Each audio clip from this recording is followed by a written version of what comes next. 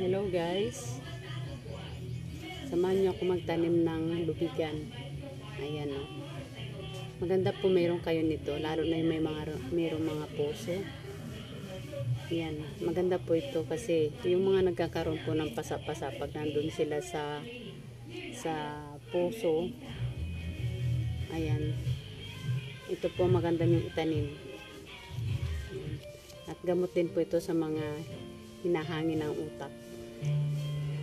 Yung mga nabibinat po. Ayan. Tapos ito naman po ay tanlad. Ayan.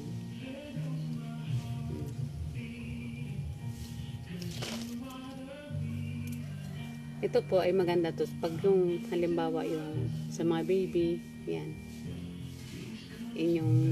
Yung laman niya, patutuyuin nyo tapos ipapardiblim nyo dun sa ano. Okay, babalutin nyo muna sa tela.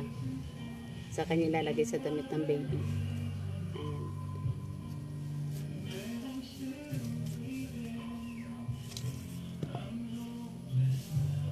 Kasi dati nung ako yung puso namin, yung bumba, tawagin dito sa Mindoro. Ayan.